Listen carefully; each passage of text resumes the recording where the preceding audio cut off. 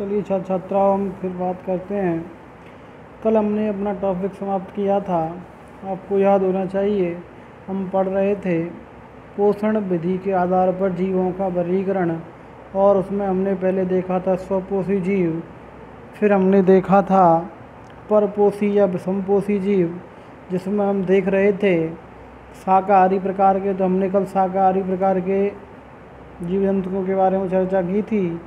एक बार अपने मैं बता देता हूँ कि वे जीव जो भोजन के रूप में केवल और केवल पेड़ पौधों पर निर्भर रहते हैं या उनके द्वारा बने उत्पादों का सेवन करते हैं, वे शाकाहारी कहलाते हैं।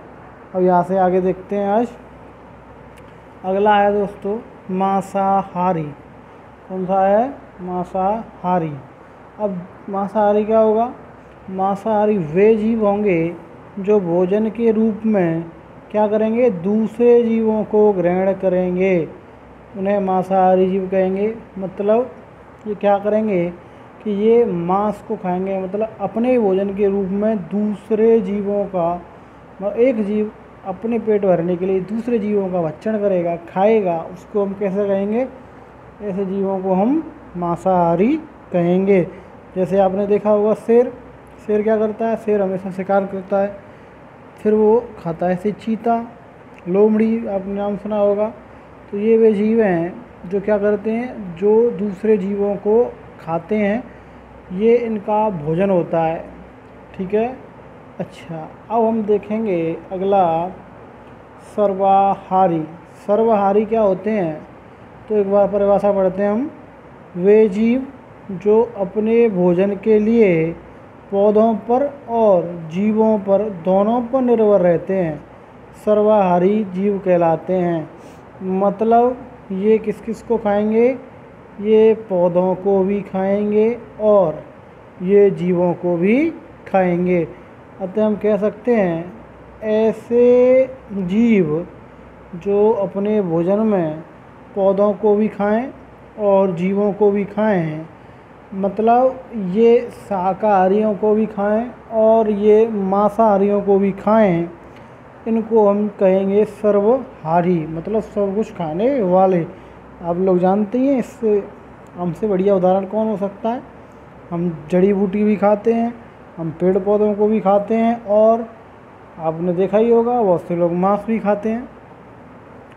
अब हम देखते हैं कैनिवल्स। कैनिवल्स क्या होते हैं?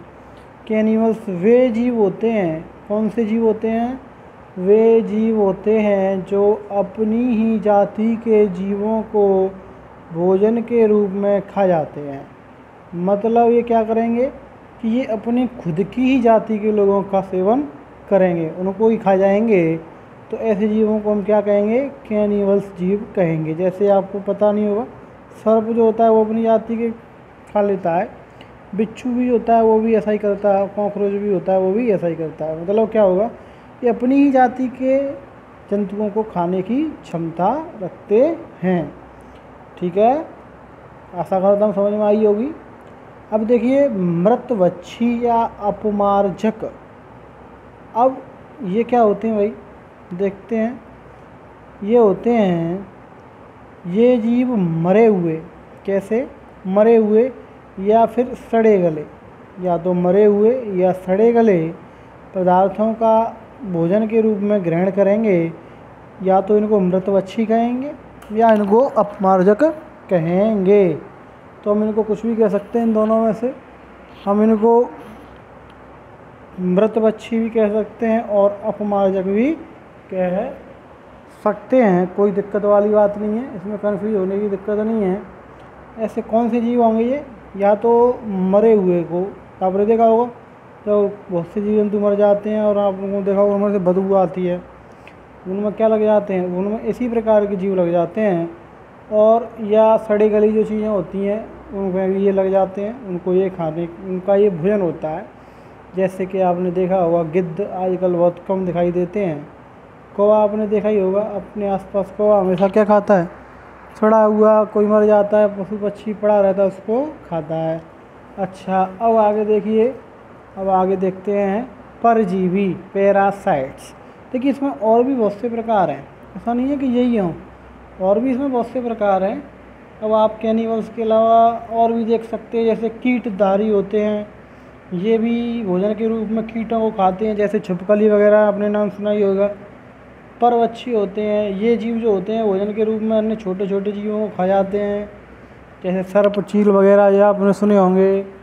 और भी होते हैं जैसे कि रुद्रधारी, ये दूसरे जीवों के रुद्र को पी ले जाते हैं, रुद्र को लेते हैं, जैसे खटमल वगैरह, मच्छर वगैरह। आप जानते ही हैं मच्छरों का नाम तो वैसे ही खतरनाक है भैया, इनसे तो वैसे ही बच के रहो।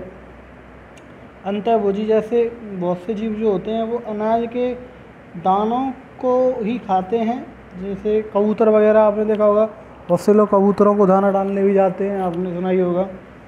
विष्टाभोजी, विष्टाभोजी भी आपने शायद जानकारी हो नहीं हो। विष्टाभोजी का मतलब, विष्टाभोजी वे जीव हैं जो अपने ही लेटरिन को, अपने ही मल को खा जाते हैं। जैसे बेचारा बहुत ही गरीब प्राणी है एक, इसका नाम है खरगोश। खरगोश बहुत ही बेचारा गरीब प्राणी है, हालांकि वो क्यों खाता है उसके पीछे कारण है, लेकिन वो आपके किसी मतलब का नहीं है, आपके सिलेबस का नहीं है। वो एक अलग सिस्टम में बेचारा खाना पड़ता है, उसके साथ समस्या है इसलिए खा रहा है, उसका भी लॉजिक है। ऐसे ही नहीं खाता वो अपने ही विष्टा को, कोई कैसे खा लेगा बताओ। और भी बहुत सारे हैं पर उनसे हमें कोई मतलब नहीं है, जो ज़रूरी थे वो हमने पढ़ लिए। अब देखिए परजीवी, अब हम पढ़ते हैं परजीवी। परजीवी क्या होते हैं? देखिए परजीवी जो होते हैं, ये जीव जो होते हैं अपना भोजन एवं आश्रय पोषी से प्राप्त करते हैं। बहुत से परजीवी अपने पोषी को बिना मारे भोजन ग्रहण करते रहते हैं। परजीवी आंशिक भी होते हैं और पूर्ण रूप से भी अपने पोषी पर निर्भर रह सकते हैं। ऐसे परजीवियों को या तो हम पूर्ण परजीवी कहेंगे या आंशिक परजीवी कहेंगे। जंतुओं में परजीवी दो प्रकार के होते हैं, मुझे पता है आपकी समझ में नहीं आया होगा लेकिन अब आएगा। परजीवी का मतलब है ऐसे जीव जो अपने भोजन के लिए आश्रय, मतलब आश्रित रहते हैं दूसरे जीवों पर। तो कुछ तो ऐसे हैं जो बेचारे बहुत कम नुकसान पहुंचाते हैं, कुछ ऐसे हैं वो बहुत ज़्यादा नुकसान पहुंचाते हैं। ये क्या करते हैं कि अपने जो जिस पे से ये, जिसके ऊपर ये ज़िंदा रहेंगे, जिसमें से ये भोजन प्राप्त करेंगे, उसको कभी कभी कम नुकसान पहुंचाएंगे, कभी कभी ज़्यादा नुकसान पहुंचाएंगे। तो ऐसे जो आंशिक रूप से रहते हैं उनको तो कहा जाएगा आंशिक परजीवी, और जो पूर्ण रूप से निर्भर रहेंगे उनको कहा जाएगा क्या? पूर्ण परजीवी। मतलब ऐसे परजीवी जो आंशिक रूप से हैं वो आंशिक परजीवी, जो पूर्ण रूप से निर्भर हैं वो कौन से हो जाएंगे? पूर्ण परजीवी हो जाएंगे। जंतुओं में परजीवी दो प्रकार के होते हैं। अब कौन कौन से? एक तो होते हैं बाह्य परजीवी, एक होते हैं अंतः परजीवी। बाह्य परजीवी में आप उदाहरण देख लो, जैसे कि आपने देखा होगा, अब बाह्य परजीवी जैसे कि आपके सर में ही मिलता है एक तो जूं, जिसे जुआ कहते हैं आप ग्रामीण भाषा में। जुआ जो होता है वो क्या करता है? आपके सर में रहता है और आपके ही खून का, ब्लड का सेवन करता रहता है और वहाँ से वो अपना भोजन प्राप्त करता रहता है और आपको पता भी नहीं चलता। और ये यहाँ से आप ऐसे इस प्रकार के जीवों को परजीवी कहते हैं। जैसे जोक जो होती है वो आपसे लग गई तो आपके सारा खून चूस जाएगी। अंतः परजीवी क्या होते हैं? जैसे मलेरिया जो फैलता है वो मलेरिया एक परजीवी द्वारा फैलने वाला रोग है। तो ये कहाँ होगा? अंतः मतलब अंदर। अब मलेरिया बाहर तो फैलेगा नहीं, हमारे शरीर के अंदर फैलेगा, तो ये हो जाएगा अंतः परजीवी। अब आगे देखते हैं हम उच्च श्रेणी जीवों में पोषण। अब हम देखते हैं पोषण जो होता है वो उच्च जीवों में, उच्च श्रेणी में कैसे होता है? उच्च श्रेणी के जीवों में स्वपोषण एवं परपोषण पाया जाता है। ठीक है भाई, इनमें स्व का भी पोषण होता है और परपोषण भी पाया जाता है। पौधे जो होते हैं वो स्वयं पोषी होते हैं, जंतु जो होते हैं वो कैसे होते हैं? परपोषी होते हैं। हमने अभी पढ़ाई है, ये निम्न प्रकार के होते हैं। हमने अभी देखा था शाकाहारी, आपको बताइए शाक खाएंगे, मांसाहारी जो मांस खाएंगे, सर्वाहारी जो सब कुछ खाएंगे। शाकाहारी के उदाहरण आपने देखे गाय, घोड़ा, खरगोश। मांसाहारी शेर, चीता, गिद्ध आदि। सर्वाहारी मनुष्य और कुत्ते से बढ़िया तो कोई जानवर है ही नहीं। ठीक है भाई, अब आगे देखते हैं हम, और आगे क्या देखते हैं अब हम देखो, हम परिभाषित करते हैं भोजन को। तो अब हम देखते हैं भोजन क्या है, व्हाट इज फूड। तो देखिए, भोजन जो होता है वो ऐसे पदार्थों के समूह को कहते हैं जो शरीर में पहुंचकर कोशिका द्रव्य का निर्माण करते हैं तथा जिनके ऑक्सीकरण द्वारा जैविक क्रियाओं के संचालन के लिए आवश्यक ऊर्जा प्राप्त होती है। अब आप समझेंगे, समझ में नहीं आया होगा। तो भोजन जो होता है वो ऐसे पदार्थों के समूह को, ग्रुप को कहते हैं जो आपके शरीर में जाएगा। शरीर में जाने के बाद में इससे कोशिका द्रव्य का निर्माण होगा, साइटोप्लाज्म का, और इसके बाद इससे ऑक्सीकरण होगा और ऑक्सीकरण के द्वारा जैविक क्रियाएं, अभी हमने शुरुआत में जब चैप्टर शुरू किया था तो याद करो, हमने जैविक क्रियाओं के बारे में चर्चा की थी। जैविक क्रिया क्या होती हैं, कैसे होती हैं। फिर ये आवश्यक जैविक क्रियाओं का संचालन करेगा और हमारे लिए ऊर्जा की आपूर्ति करेगा। मतलब आप जो हमारे लिए ऊर्जा की कमी रहेगी उसकी पूर्ति करेगा भोजन। भोजन के विभिन्न अवयव को पोषक पदार्थ या खाद्य पदार्थ कहते हैं। भोजन के जो अवयव होते हैं, उसके जो रूप होते हैं, उसको हम या तो पोषक पदार्थ कहते हैं, क्योंकि भोजन से हमें प्राप्त क्या होते हैं, पोषक पदार्थ प्राप्त होते हैं, या हम उसको खाद्य पदार्थ कहते हैं। खाद्य पदार्थ क्यों कह रहे हैं, क्योंकि हम उसको खा रहे हैं, ग्रहण कर रहे हैं। ये कई प्रकार के हो सकते हैं। तो हम अब पोषक पदार्थों का वर्गीकरण पढ़ेंगे कि हम पोषक पदार्थों को वर्गीकृत कैसे कर सकते हैं, इसके बारे में अब देखते हैं हम। तो देखिए, अब हम पोषक पदार्थों का वर्गीकरण देखते हैं।